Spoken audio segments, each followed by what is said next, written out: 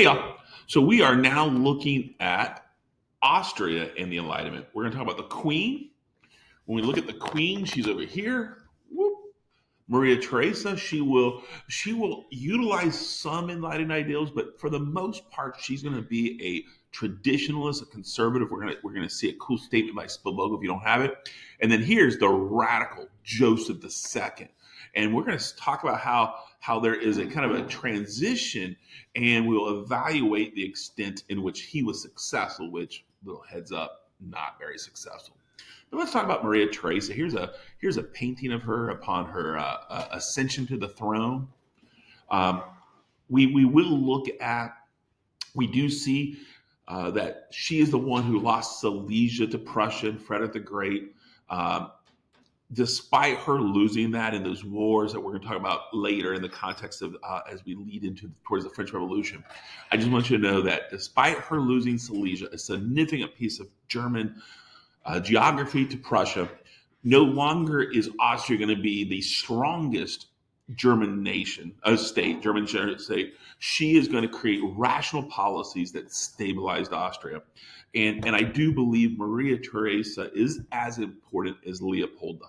Remember, Leopold I was the one who transformed Austria at the outcome of the Peace of Westphalia with the Austro-Turkish War, Treaty of Karlowitz, and even the participation in those wars with Louis XIV. So we know all about that, and she's going to be equally as important.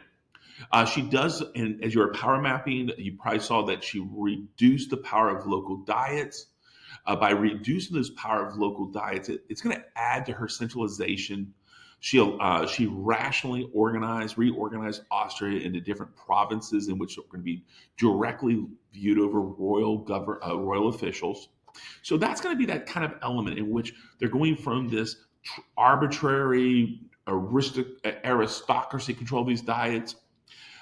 She's going to enlarge and modernize the Austrian army, which is, again, she's going to utilize some of that reason to do that.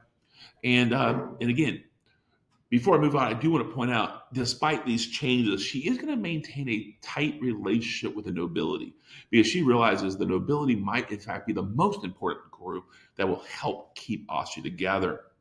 And despite her moderate reforms, as Dr. Spavogo points out, Maria Theresa remains staunchly Catholic and conservative. So we would not ever utilize the concept of enlightened despotism to her. She does apply some of the ideas in the Enlightenment, but she is clearly more of a traditional ruler. She is maintaining the nobility. Though she's weakening in some ways, she's still doing that.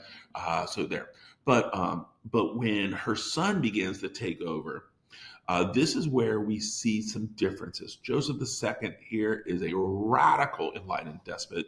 Please make sure you write the word radical there.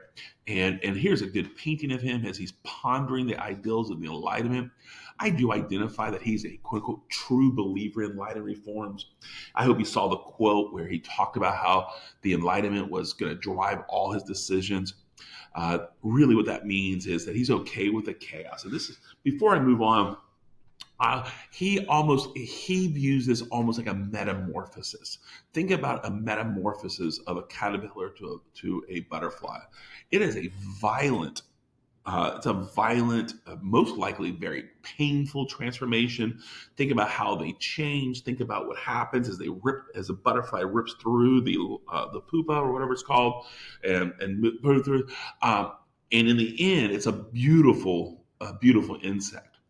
I do think he views Austria the same way, that yes, his changes will create chaos, but he believes in the outcome they will be successful. Unfortunately for him, he will die before the paradigm shifts, and we'll see that. His key reforms were completed by 6,000 decrees and over 11,000 laws. So this is all done within his reign. He abolished serfdom without any solution. And you might say, hey, that's cool, awesome. The question is, what happens to the serfs? What do they do as peasants? They've not been educated. He does introduce Volksschule. He's the one that introduces Volksschule, but this is going to create chaos. The nobilities are mad. The newly freed peasants were chaotic, didn't understand what was happening. But he was okay with all that because he believed that in the ensuing generations, stability would be gotten. He does, abrogate or get rid of the death penalty completely. He's like, it's gone, and he created complete religious toleration with that toleration patent we've already talked about. So we see these are just three, but a court obviously with thousands of decrees and laws. He's going to radically change. He's going to fully embrace all the ideas of the Enlightenment. As he is a enlightened despot, he holds the absolute power. He's able to create these changes.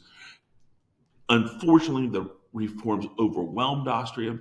It creates more chaos, and the results of his reign. As a result of his reign, the chaos proved too much. Upon Joseph II's death, he felt like a failure. We see that his epitaph, here lies basically the unfortunate Joseph II, really a sad way that he writes his own epitaph.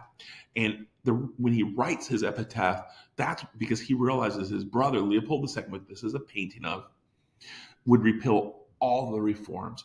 So everything Joseph did would be an utter failure as Leopold II restored all of the traditions that preceded him. Serfdom, and some of the other, serfdom is probably the most important one. The religious toleration will be gone. The death penalty will return. So everything. So even though Joseph is maybe the most enlightened of the enlightened despots, I want to point out in the outcome of him, there's a complete and utter failure. So I do hope that you understand that. And as you see, the next slide will deal with Russia, and we will do another PowerPoint in Loom in a second. Let me get this fixed.